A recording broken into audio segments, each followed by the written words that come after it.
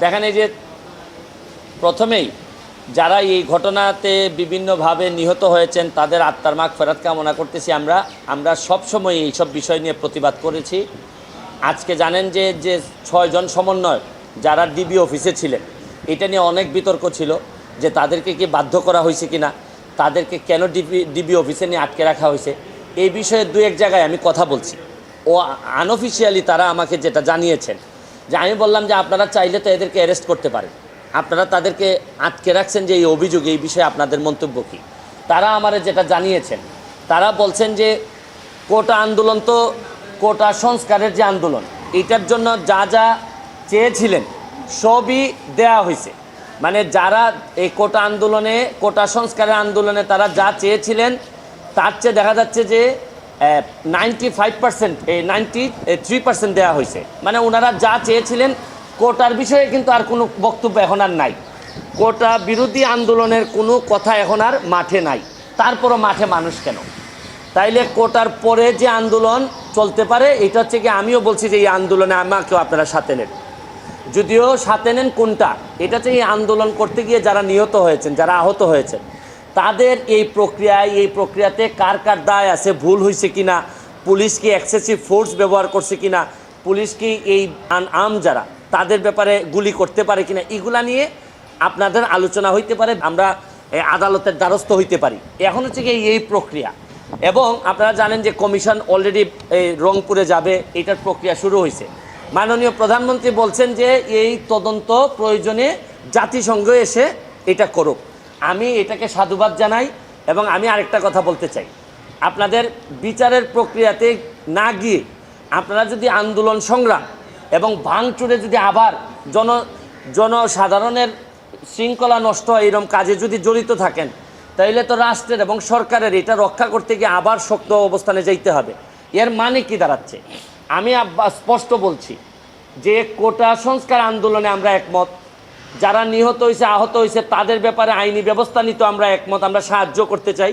কিন্তু এই আন্দোলনটাকে যদি আপনারা মনে করেন, এই আন্দোলনটারে যদি আপনারা মনে করেন যে এখন আপনারা সরকার পতন করবেন, আপনারা মাননীয় প্রধানমন্ত্রীকে কোনোভাবেই দেখতে চান না, তাই এই আন্দোলনে তো আমরা সব একমত না। এটা আমি বারবারই বলছি যে আমি ব্যারিস্টার সুমন, আমি একজন স্বতন্ত্র এমপি হিসাবে আমি তো আমার পতন চাইতে পারি না কারণ ছাড়া, বা আমার বিরুদ্ধে অভিযোগ ছাড়া। এখন সরকার পতন মানে তো আমারও পতন আমি চাই। আর প্রশ্ন হচ্ছে গিয়ে কোটা আন্দোলনের জন্য আসছিলেন, আপনারা সফল হয়েছেন এবং এটা মানতে বাধ্য হয়েছে সবাই, এটা আদালতের মাধ্যমেই আসছে। এখন আপনারা বিচার চাইতে পারেন যে কোন কোন জায়গায় অন্যায় হয়েছে। এবং আমি আপনাদের মাধ্যমে আরেকটা কথা বলতে চাই, আপনারা জানেন যে ডিবির যিনি হারুন সাহেব ছিলেন, এই যে হাইকোর্ট তাকে নিয়ে একটা কথা বলছে যে তামাশা, আপনি জাতির সাথে এটা তামাশা। এরপরে কিন্তু সরকারের একটি, আমার কাছে মনে হচ্ছে এটি ভালো দিক যে পরের দিনই কিন্তু তাকে এখান থেকে সরাই দেওয়া হয়েছে। আমি মাননীয় প্রধানমন্ত্রীর কাছে আমি একটা দাবি জানাবো, এটা মনে করি যে আমি সাধারণ ছাত্রের পক্ষেই আমি দাবিটা জানাইতে চাই। এইটা হচ্ছে গিয়ে যে এই প্রক্রিয়ায় হারুন সাহেবরে যেভাবে সরাই দেওয়া হয়েছে, এই প্রশাসনে মন্ত্রী থেকে শুরু করে এবং দলের নেতারা যারা এই কাজের সাথে ব্যর্থতার পরিচয় দিচ্ছেন, আমি দাবি জানাবো যে তাদেরকেও যদি এই জায়গাগুলো থেকে সরাই দেন, তাহলে আমার মনে হয় ছাত্রদের জন্য আরেকটি শান্তির বিষয় হবে। আমরা তো এই জীবনগুলা ফিরাই আনতে পারবো না, যে জীবনগুলা মারা গেছে, অন্তত তাদের আত্মার শান্তির জন্য আমরা যে সব জায়গায় এই ব্যর্থতা আছে, এই মানুষগুলার যদি আমরা সরাই দেই, তাহলে আমি মনে করি দল, দেশ, ছাত্ররা যারা আন্দোলন করতেছে তাদের জন্য, তাদের পরিবারের জন্য একটা শান্তির বিষয় হবে বলে আমি মনে করি। বল প্রয়োগের কথাটা বলতেছি হচ্ছে গিয়ে প্রথম দিকে শিক্ষার্থীদের আন্দোলন যেটা ছিল, এইটাতে আমার ব্যক্তিগত অপিনিয়ন যে আওয়ামী লীগ এবং সরকারি প্রায় 90% লোক এই যে আন্দোলনটা ছিল সংস্কারের, এটার সাথে একমত ছিল। কিন্তু শুক্র শনিবারে আমরা ব্রেক মেরে দিছি। আমরা যারা আওয়ামী লীগের বা বঙ্গবন্ধুর আদর্শরে ধারণ করি বা মুক্তিযুদ্ধের চেতনা, আমরা ব্রেক মারছি হচ্ছে গিয়ে শুক্রবারে। কারণ শুক্রবারে আর শনিবারে যা ঘটছে, এইটা আর তখন আমাদের মনে হয়েছে যে এখানের মধ্যে অন্য রাজনীতি আছে। এখন আপনারা যেটা বলতেছেন যে এক্সেসিভ ফোর্স, এরা একটা অহিংস আন্দোলন করতেছে, এখনও একটা ভয় রয়েই গেছে যে এদেরকে ব্যবহার করে আবার কোনো এইরকম যদি আন্দোলন বা এইরকম জ্বালাও পোড়াও যদি শুরু হয়, আপনি কি মনে করেন এই গোয়েন্দা সংস্থা অলরেডি একবার ফেল হয়েছে, আমার কাছে মনে হয় যে গোয়েন্দা সংস্থার ব্যর্থতার কারণেই তো শুক্র শনিবারে এই ধরনের ঘটনা ঘটলো। এতগুলা মানুষ বা জামাত শিবির বা এই ধরনের লোকজন এসে এখানে অ্যাটাক করলো, গোয়েন্দা সংস্থার লোকজন জানে না, এটা তো তাদের একটা ব্যর্থতা। এখানেও তো হাত দিতে হবে যে কেন আপনারা জানলেন না, এটার দায়িত্ব তো সরকারের। এখন আমি মনে করি যে হয়তো এক্সট্রা কশন থেকে যে কেউ যেমন ধরেন এই 6 জন সমন্বয়ককে যে ধরা হয়েছে, আমাকে আনঅফিসিয়ালি জানানো হয়েছে যে তারা চায় আন্দোলন কোটার জন্য, বৈষম্যমূলক আন্দোলন। এইটা শেষ করার পরও দেখা যাচ্ছে যে এদেরকে বাইরের একটা ইনফ্লুয়েন্স, যারা আসলে কোটার সাথে সম্পর্কিত না, এরা রাষ্ট্রের বিরুদ্ধে, তারা তাদেরকে ইনফ্লুয়েন্স করার চেষ্টা করতেছে। এবং এরা যেহেতু সাধারণ ছাত্রদের প্রতিনিধি, তাদেরকে একটা এই মানে আমরা যে বলি যে একটা সেফ এনভায়রনমেন্টে রাখার জন্যই এই ডিবি অফিসে রাখা হয়েছিল। এরা এদের যুক্তি দেখাচ্ছে, এটা আপনারা বিশ্বাস করতেও পারেন, নাও করতে পারেন, এই জন্যই তো আজকে ছেড়ে দেওয়া হয়েছে।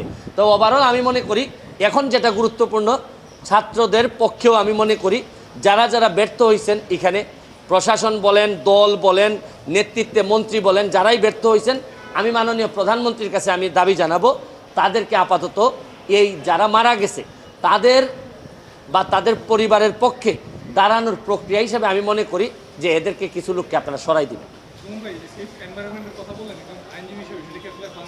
আইনে আপনি তাকে ইচ্ছার বিরুদ্ধে তাকে নিয়ে যেতে পারবেন না, এটা স্পষ্ট আইন, এটাতে অস্বীকার করার কোনো সুযোগ নাই। তারা দেখা গেল যে স্টেটমেন্টও দিয়েছেন, আমি দেখলাম যে মনে করলাম যে স্টেটমেন্টটাও জোর করে আদায় করা হয়েছে, এই ধরনের কথা মনে করলাম। আমি প্রথমেই আপনাকে বলি, কাউকে ইচ্ছার বিরুদ্ধে কোনো জায়গায় আপনি আটকে রাখতে পারবেন না, এটা একদম প্লেইন একটা ল। কিন্তু এক্সেপশন আছে, কখন আপনি যেমন আমাকে যখন লাইফ থ্রেট দেওয়া হয়েছিল আপনারা জানেন, এই সময় আমার বলা হয়েছে যে আপনি বাসা থেকে বের হবেন না। তো এই যে বের হবেন না, এটা কিন্তু আমাকে থ্রেট না, তারা কিন্তু আমাকে আটক করে রাখে নাই, আমার সিকিউরিটির জন্যই বলছে যে আপনাকে এখন আর বের হইতে দেওয়া হবে না, আপনি আসবেন না।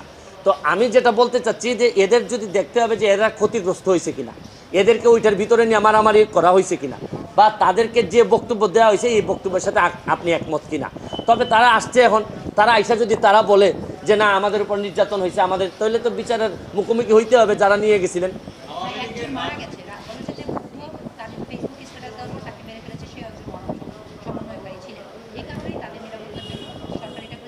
এটা এটা এটা এটা আপনি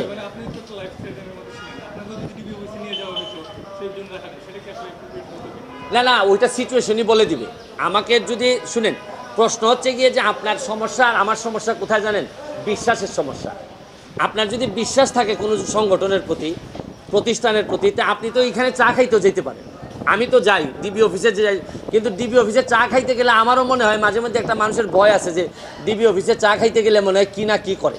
আর আমাদের এই ট্র্যাডিশন আছে, কেউ চা খাইতে দাওয়াত দিলেই মানুষ ভয় পায়, মনে করে যে চা খাইতে দাওয়াত দিয়ে না জানি কী করে, নিরাপত্তার অভাবে। না না, বিষয়টা হচ্ছে গিয়ে তারা যারা বেরোয় আসছে একমাত্র তারাই বলতে পারবে যে এটা কতটা অ্যাপ্রোপ্রিয়েট ছিল। এটাই তো আমি বললাম যে আপনাদের ছাত্রলীগের যারা ভুয়া ভুয়া বলছেন, তারা নিজের লোকই তো ভুয়া ভুয়া বলছেন।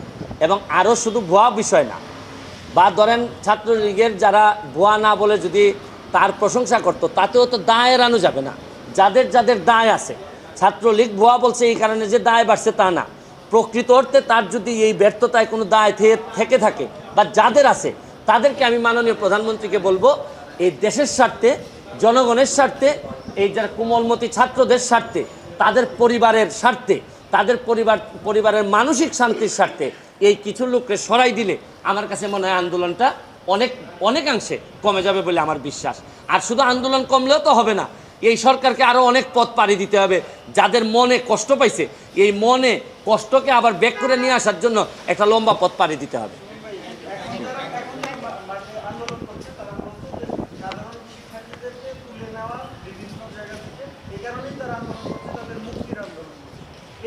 সবই তো একই আন্দোলনের মধ্যে।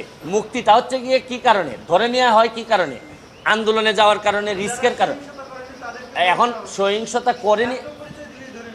সহিংসতা করেনি বা করছে, এটা তো ডিসপিউটেড কোয়েশ্চেন অফ ফ্যাক্ট, এটা একমাত্র তদন্ততেই জানা যায়।